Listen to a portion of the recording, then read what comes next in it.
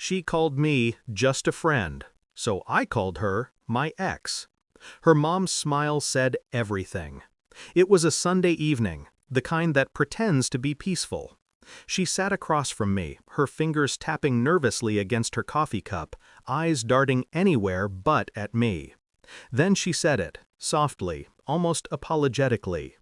"You're just a friend to me. Just a friend." The words didn't hit all at once. They arrived in fragments, slow, deliberate, like the final drops of rain before the storm clears and leaves everything too quiet. I didn't respond. I just watched her lips move as if she was still explaining, trying to justify a decision that had already been made weeks ago. Her phone buzzed twice during that silence. She didn't look at it, but I did. A name flashed on the screen, Arav Hart. That was the first time I saw it. I smiled, not because I was fine, because something inside me broke in a way that felt organized, precise, like a system rebooting itself to survive. When she left the cafe, I sat there for another hour.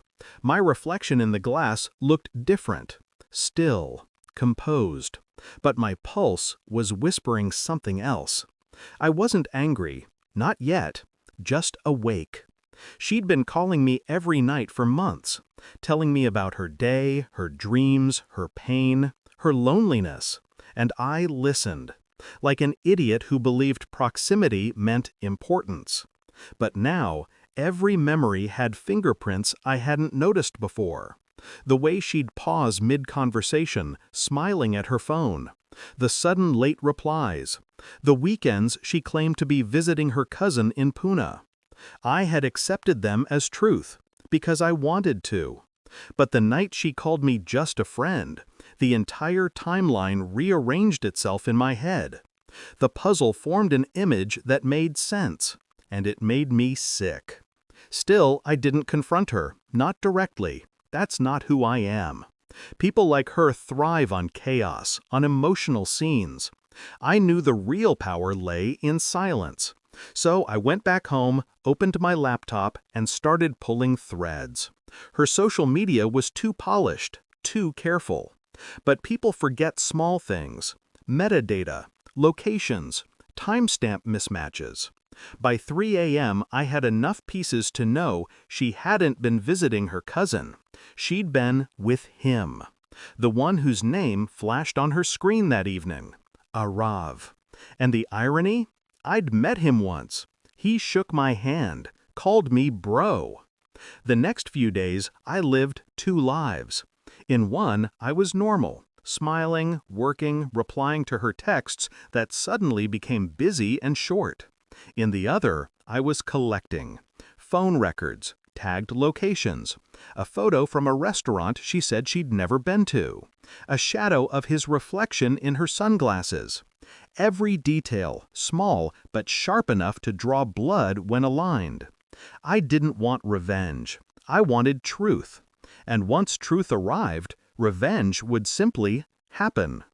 I remember the day I saw it clearly. A video clip on her friend's Instagram story. Only 2 seconds long, but that's all it took. Her laughter, tilting her head on his shoulder. His hand resting on her waist like he'd owned it forever. I downloaded it, saved it, labeled the folder Her Honesty. For days after that, she acted like nothing happened, calling me to catch up, asking if I'd eaten, pretending kindness as if guilt could be disguised as affection. But something in me had already shifted. The warmth was gone.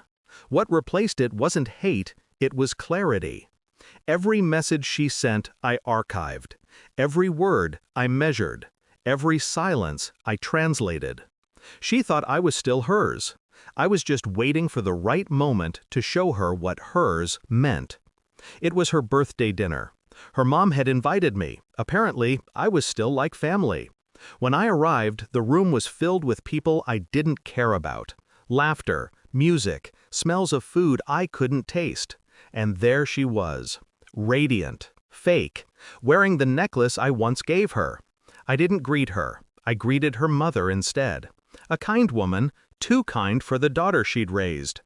Halfway through dinner, I saw her phone light up again. The same name. Arav, Heart.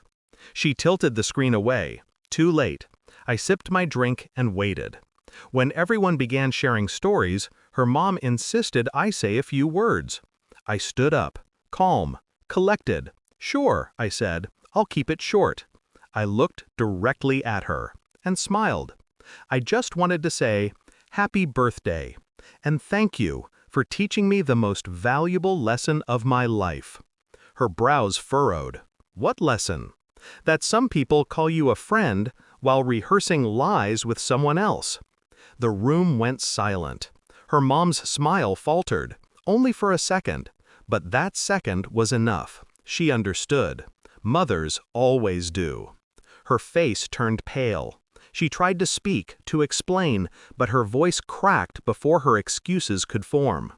I took my phone out, opened the folder Her Honesty, and placed it gently on the table in front of her. She didn't touch it. She didn't need to. She recognized everything on that screen instantly. She followed me outside, trembling. "Why would you do that?" she whispered. I turned to her. Do what? Show the truth? Her eyes were wet, mascara bleeding like confession. "You could have talked to me." "I did," I said quietly. "You just called it friendship." She broke then, not loudly, but inwardly. The kind of collapse that comes from realizing you're not in control anymore. "You humiliated me," she choked. "No," I said. "I educated you." Silence fell again. The night breeze carried the sound of distant traffic, a dog barking somewhere. Her mom stepped outside, eyes heavy but calm. She didn't say a word. She didn't have to. Her expression, half pity, half approval, told me everything. I looked at her one last time, the woman who called me just a friend, and I said it softly, almost kindly, "Goodbye, X." I walked away before she could respond. The road ahead was empty, washed by faint streetlight. I wasn't proud. I wasn't vindictive. I was finished. People think revenge feels like fire. It doesn't. It feels like silence finally finding its place. That night, she learned something she'll never forget. That when you lie to someone who listens too deeply, you don't just lose their love. You lose their respect, their memory of you. I deleted her number before I reached home. No hesitation, no nostalgia. The next morning, I woke up lighter, not happy, but free. And in that quiet freedom, I realized, she never broke me. She revealed me.